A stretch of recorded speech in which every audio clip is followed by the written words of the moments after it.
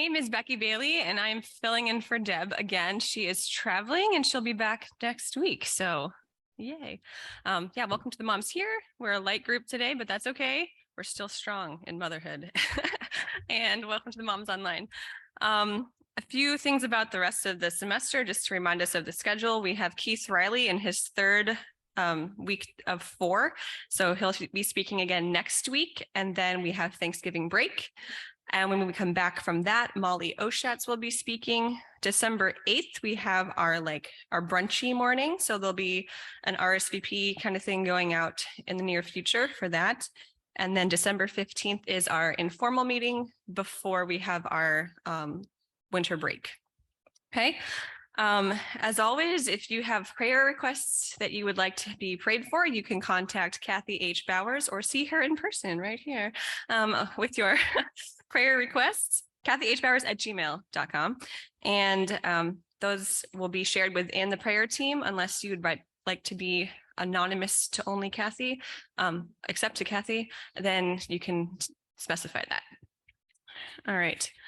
Just a few reminders again about the Serve Your City, things that are happening around campus here in Menlo Church. So you can go to Menlo Church and search for Serve Your City. There's lots of things like buying gifts for foster kids or helping with food donations and collections and stuff. And again, to reiterate, the one that's with Life Moves is the linen collection and bedding. So if you want to get some new pillows or sheet sets or towels, they're being collected on campus here to drop off on Sunday. That's full size and twin size. And that's going to Life Moves, that's helping with the transition from homelessness to more stable housing for individuals in that situation. You can also find the link online to buy directly from a wish list, and that's open through the end of November. Another thing that I mentioned briefly last week was this holiday card making for residents of Grant Cuesta Rehab Nursing Home. So if you, like me, I'm thinking I will corral my small people and we will make some cards and also maybe put in one of my 50 red and white bead candy cane pipe cleaner things that I have nothing else to do. They will bless other individuals rather than they like to make them all the time. And I'm like, how many more do we need? Let's give them away, be a blessing. So cards with maybe little trinkets, that would be great too. Or if you don't have little people, you can just make cards to bless our elderly in the neighborhood. Those are due. You can bring them on a Sunday, you can bring them on a Thursday, but December 15th is the due date for those cards. Okay. All right. We have a mom moment today. Melissa Stevie will be presenting. Hello. It's so nice to be here. Everyone always talks about how nerve-wracking it is to be up here, but it feels very intimate. So I'm feeling good. I am Melissa Stevie. I've been attending Mothers Together a really long time. I think Amy Sargent was one of the leaders when I started long time ago. I don't know numbers. Yeah. I am originally from Florida. And yes, we had some people affected by the hurricanes. I've had a lot of questions. We moved, my husband and I dated in high school, which is pretty unusual to hear about these days. And we moved out here together when he took a job in 2001. And it's an interesting story because he did an internship and they liked him. So we knew we were going to come. And September 11th happened. And we were like, oh my goodness, the world's ending. All of our families were back in Florida. We had some family in Colorado, but it just was really scary. But we took the leap. We came out here. We found an apartment in Palo Alto in 2001. And we always said we would leave when we had children, and we never left. We were in Palo Alto until 2007. And then in 2008, it was super exciting. We bought our first house in in Mountain View. So that was wonderful. We lived there for 10 years. And it was so nice because my kids were 2 and 4, and then my third child was born there. And it was just a wonderful little starter home to grow up in. We had a big backyard and a wonderful community there. We could walk to school and everything. So that I'll introduce my family now. My husband is John, and I have an 18-year-old daughter, Juliana. She's just applying to school and everything now. And then my son, Jack, is 16, and he is 6'3". So It's really weird. Sometimes he walks in the room and I'm like, who are you? And then my daughter is Eliza and she's 12. So it's a fun little group. So after the 10 years in Mountain View, we just bought a house in Los Altos. So that's where we are now. It's always funny when you pack up all your stuff and then just move 3 miles down the road. But that has been fun. So mom win, I'll just start in on the list. I am like rigid and I achieve my goals, all that kind of stuff. And so all my kids slept through the night by 8 weeks. So that's my like, and it caused a little bit of craziness in my own head. And, my life was really scheduled out, but it was really nice to have them be sleeping through the night and get some of my sanity back early. The other thing, which is like kind of a win, kind of a weird thing. Anyone ever heard of elimination communication? It's like a fancy word for infant potty training. So I had the first two. Eliza came along. I was like, I've heard this wild thing. It sounds crazy, but I'm going to give it a try. And I did that with her. So we started doing that at like 5 months of age. It's a kooky thing to do, but it was fun. And if anyone has questions, I'd love to talk about it. My mom fail this was interesting because my kids are old enough and I actually interviewed them. I was like, what do I do good? What do I do bad?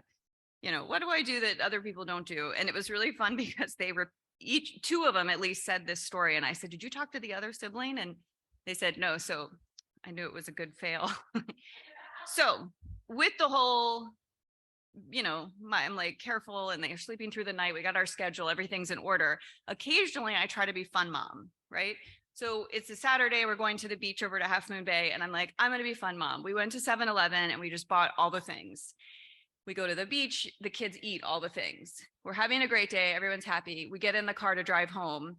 And you guessed it, Eliza in her car seat vomits all over herself. And it was just a really funny, I guess, family memory because the two older ones were young enough where it was gross, but it was also funny. And there had been a lot of talk about fun mom. And then I was like, fun mom backfire. And the kids were like, oh no, she's never going to let us buy anything fun anymore. So it was just, dirty, gross, and we had to clean that up. My mom hack is right up my alley. So I have a laundry day and it's Monday and I don't do anything else. I just do laundry. So I get up in the morning, collect it all. Things are shifting now with the older kids doing their own, but for years I would collect it all, do it all, set the timer, like 45 minutes, boom, open, close, next one, and fold it, get it all put away. And it took a lot, to take the day to do that. But there was plenty of time in between to do other things. And I would sort of lay there and relax and be like, I'm doing laundry right now, and sort of allow myself to relax. And what a sense of accomplishment to walk around and see all the empty bins. And as they fill up, I eliminated any kind of anxiety about the full bins because I was like, it's going to get done on Monday. So that was something that was my hack. And then our family tradition, this too was fun. I interviewed the kids. I was like, what's our family tradition? And it was so sweet. They all said cinnamon buns. And so on special occasions, like Christmas morning, birthday mornings, we make cinnamon buns at home and nothing fancy. It's just like the can that you pop open, but each kid would kind of get to do the icing. And, but yeah, I was surprised and it doesn't seem like a big deal, but for each of them, that was what stood out. So yeah. All right.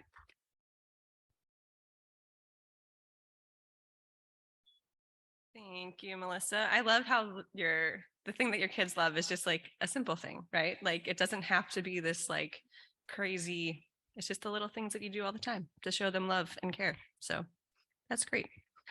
All right. I'm going to pray for our morning and then I'm going to introduce Keith up onto stage. God, thank you so much for bringing these women here, either in person or online, that we can just be still and calm and have a moment to be together and to hear more about our relationship with you and how to care for our souls. So speak to us now in your name. Amen. All right, so we're welcoming Keith back for his third week in this series on soul care and the cycle of grace. We heard about acceptance and sustenance, and this week he's going to speak on significance. Keith is on staff at Menlo Church. She's been there for 3 years. His wife, Liz, helps in our childcare here and up there. And he's got a 5-year-old daughter, Amaya, loves Disney, coffee, hiking, all the things. So he'll be back up to give us our third talk.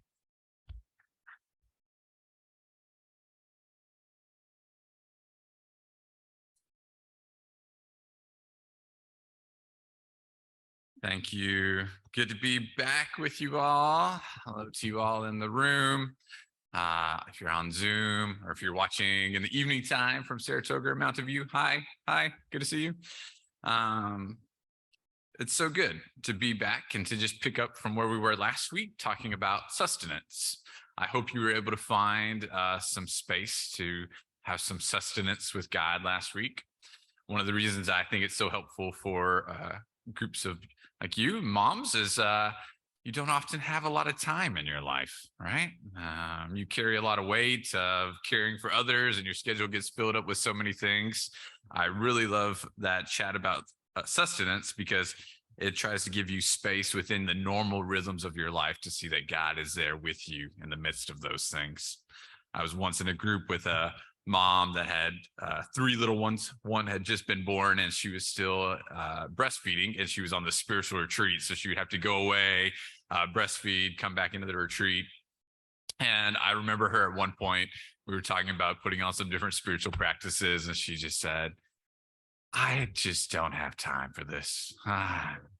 My only spiritual practice is that for 2 to 5 minutes a day, I lock myself in a closet and don't let the kids in. Even if they pound on the door and they know I'm in there, I just don't let them in. And that's my spiritual practice of solitude. And I said, bless you. I'm so glad you found a rhythm in which you can lean into. So I get it. I know that sometimes we just, there's no space in life. And so I love that talk about sustenance, because I hope it helps you to see that in the midst of even things, maybe just even driving to the next activity, you can be with God and God can be there with you. And so this week, we're going to talk about significance. So we've moved from acceptance to looking at sustenance and then our significance within the world. And so I want to echo some things from our first chat because it'll be helpful for us to hold on to these things. Primarily that you are made in the image of God. You are made in the image of God. We see this from the very first pages of the Bible, right? Genesis chapter 1. God made woman and man. Woman and man in the image of God. In the image of God. You are made in the image of God. Deep down, the truest part of you is an image bearer of God. You are made to reflect the love and glory of our Creator. Deep down, that is the truest you. There's a lot that happens in our life that covers that up, that breaks that along the way. We like to call that sin. We get scars, we get covered up with gunk along the way. And there is some part of our Christian tradition that likes us to start at Genesis 3 for our identity instead, the part where we mess up, right? The fall of humankind. And sometimes we like to start there, and we think that deep down in our base view of ourselves is just a kind of worthless sinner. And that's why we started back there with acceptance, right? For you to hold on to your true identity, that what God has come to redeem and why Jesus came in the first place was to help us see that deep down you are an image bearer of God. You are a child of God now. Jesus makes a way for you to be a child of God. So when he goes to prayer and he helps us to see the intimacy and closeness by using the word Abba, he's using that as this image to show closeness. And this is just a reminder of closeness of God and how God draws us together. And sometimes it's a little difficult, I think, for women to hear this a little bit. because frankly, I'm sorry, men have controlled the narrative a little bit too much within the history of Christianity, especially from the time that the Roman Empire got its grips into the church. And the patriarchy took a hold of things, and women were subjugated further down the ranks again. Wasn't Jesus's mode, wasn't the mode of the early disciples, and there's been lots of veins within Christianity where that has not been the case as well. In fact, God doesn't have a gender, and maybe that's helpful for us to say. Jesus was a male as part of the Trinity, but God as a whole is genderless. In fact, all throughout Scripture, male and female images are used for God. One of my favorites comes from Hosea chapter 11 in the 3rd verse. It says, "It was I who taught Ephraim to walk, taking them by the arms. But they did not realize it was I who healed them. I led them with cords of human kindness, with ties of love. To them, I was like one who lifts a little child to the cheek. I bent down to feed them." God nursing from the breast. It's not an image we get often when we think about God, right? But God made woman and man in the image of God. You bear the image of God in your feminine state, just as much as any man in his masculine state. And I think it was just important for me to say that for you, because I don't know how often you get to hear that. Motherhood, especially, is one of the key markers of God's deep love for the world. You literally bore life out of your body.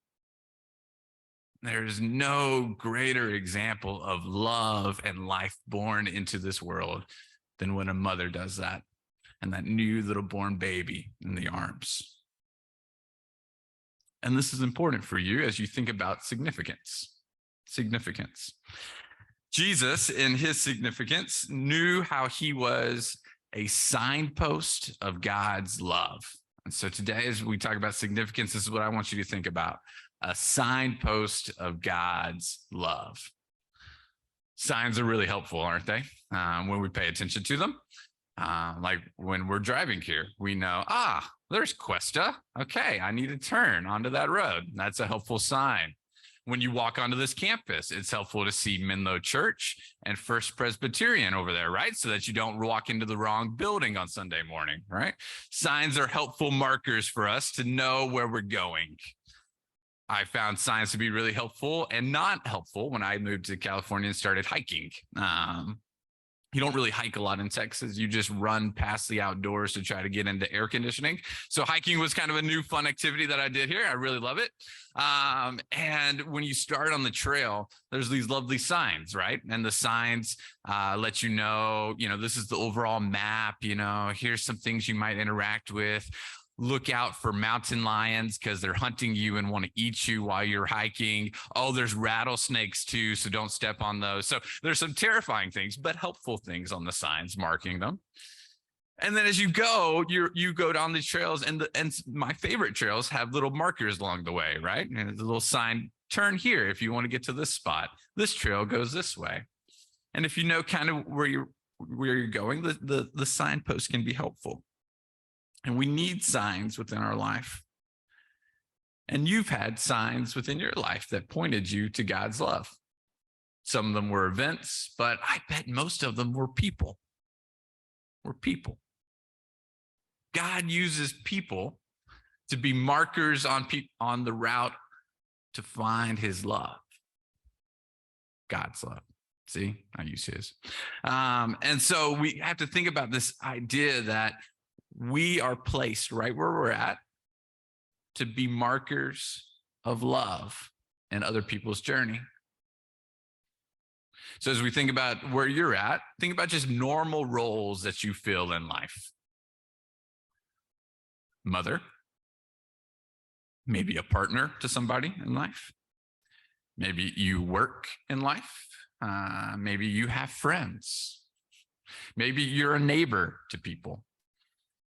These are some very natural spots where we might find ourselves, where God really wants you to live into being a loving person that reflects the image of God. Jesus knew his spots, and he knew he needed to take on the mantle of rabbi, right? We see that he becomes a rabbi. He calls people to come and to follow after him. So he takes on this role of rabbi teacher. But then all throughout John, there's these special markers where he's highlighting these signposts of who he is. We call them the I am statements within John. I am the bread of life. I am the living water. All of these statements that he says over and over again. And within Jesus, he knew that these were ways in which he could show and point to God's love. Ultimately, his biggest way was being the willing, suffering servant who went all the way to death upon the cross. And then this ultimate signpost of the resurrected King, in which we walk in his love and light now. So Jesus had some of these clear markers, but Jesus was also a son. A son. We see several times he's with his family throughout the Gospels. And when he's up on the cross, what's one of the last things that he makes sure to take care of? His mom. His mom. He looks at John and says, take care of my mom. There's this beautiful history of that tradition. You may not know that John did stay with Mary for the rest of their lives. He took care of her. He cared for her. We think that they were even buried together right next to each other. He was a son. He took care of his mom. He was a brother. They obviously didn't always get along. There's times where his brothers are saying, are you crazy, dude? What's wrong with you? Who do you think you are in the Gospels? But then we know that one of his brothers becomes one of the leaders of the Church of Jerusalem. And you have to think that the brotherly relationship played a part into James walking into that role into his life. He was a friend. Most of the gospel is about Jesus hanging out with his friends, eating together, that sustenance track, walking together. So while there were these very hefty roles and significance that Jesus knew he needed to play in his life, he also paid attention to the ones that sometimes we fly past. These very real spots where God has placed us to be markers of love. For me, there's no greater way in which I can represent God's love to the world than by being a loving husband and father and son. Those are my three key roles. More than being a minister at Menlo Church, it's to be a husband, a father, and a son. Because when we live into those roles, naturally, our relational roles that are fixed and not hopefully going to change, we represent to the world what it looks like to love well, And think about how much healing it brings to the world when we're able to love well into those relationships. Now, they're with broken people. And sometimes, despite how much we love into those roles and we try to live into them, into our significance, they don't always work out. Evil and pain can get into the midst of even the places where we're trying to be signpost. I think Jesus knew that well, right? How many of his friends walked away? One of his key ways into being the signpost of God's love was to be the suffering servant, beaten, spit at. So it's not always lovely, and it does not always work out the way that we want it to. But if we can focus into those roles, these are just spots where we've been placed to so easily and so well love, to be a marker of God's love. This is why Jesus brought our connection to God into the family relationship. Jesus taught his disciples to pray Abba. Abbas, the fathers, again, this was a very patriarchal society, and the father was the head of the household, very, very much so, right? So had almost ownership over everybody else into the home. And Jesus is showing that we have this direct connection to the one that is in charge of all things. Our Abba is the creator and holder of all, the earth and all that are in it. And we have this direct line, this direct connection to him. And when we live into our direct connections well, we're reflecting that same love that we're receiving really well. And hopefully, people see it along the way.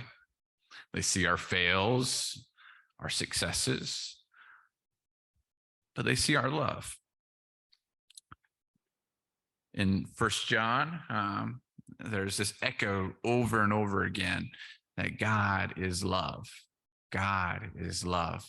They will know that you are my disciples by how you love one another. Love. And love is difficult. Love takes something of us. It requires sacrifice often on our own part. And yet it is this beautiful space in which people are drawn and can see the divine within us, the divine love. So I just want you to think about in your own life, just for a few minutes, what are your roles? Where are you just naturally right now in life? Are you a mom, your partner, a friend? What are just some natural roles that you have? And just to think about that just for a minute. What are some natural places God has placed you right now? Think about that for a second.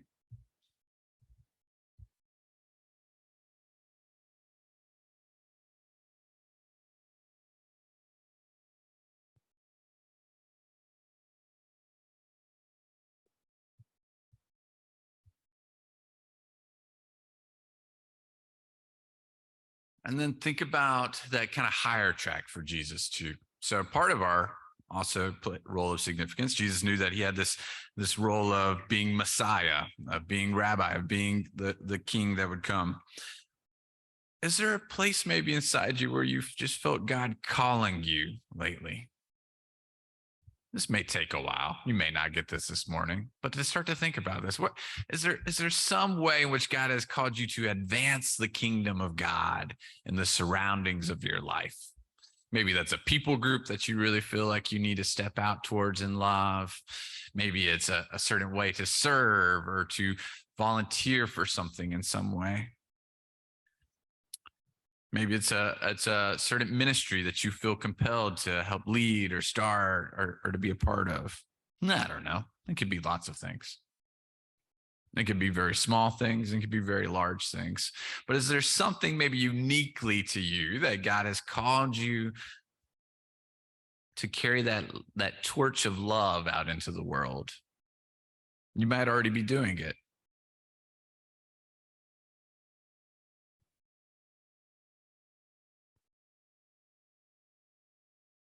And then the last little bit I want you to think about today with this role of significance.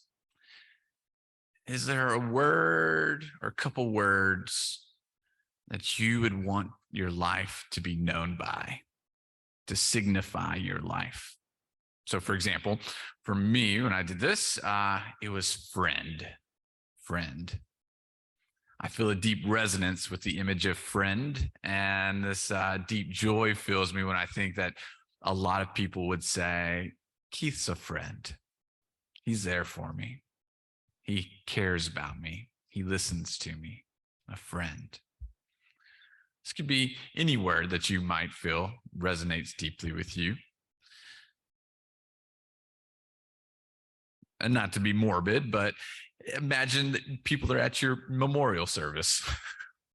What's the word that you would want to hear? Maybe that's a helpful way to think about it. What's a word that you want to hear people to describe you as? This might be a key way in which God has called you to be a signpost of his love into the world.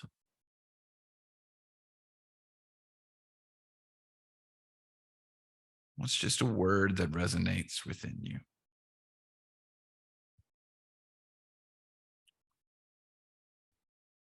There's great beauty when we can think about these things and to live deeply within them. Because as we think about this flow again, right, it's flowing from our acceptance, our knowledge that we are just a child of God. And that's one of the ways in which we're a signpost, is to be a child of God, one who knows how to bear the image of God's love.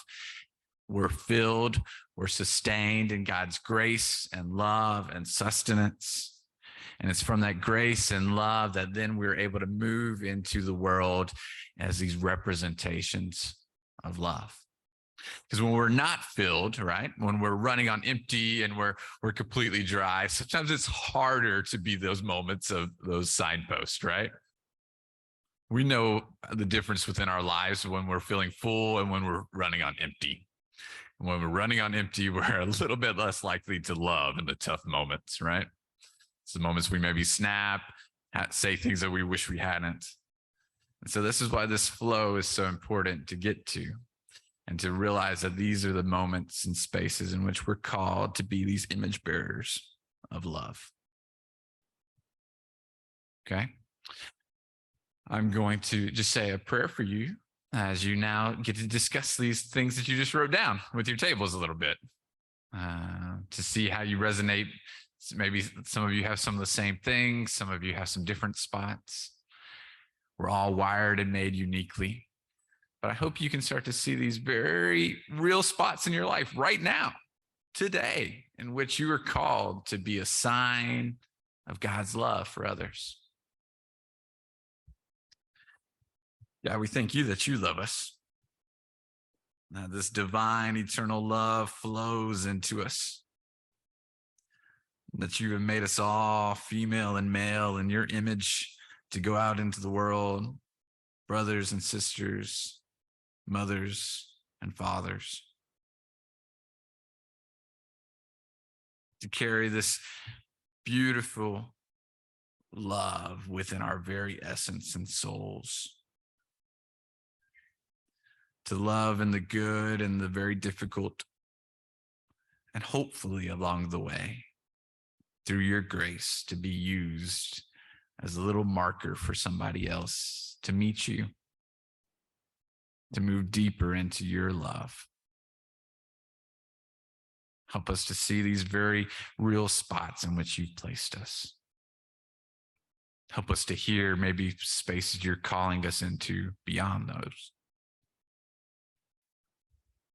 We thank you for your presence and grace near us and with us.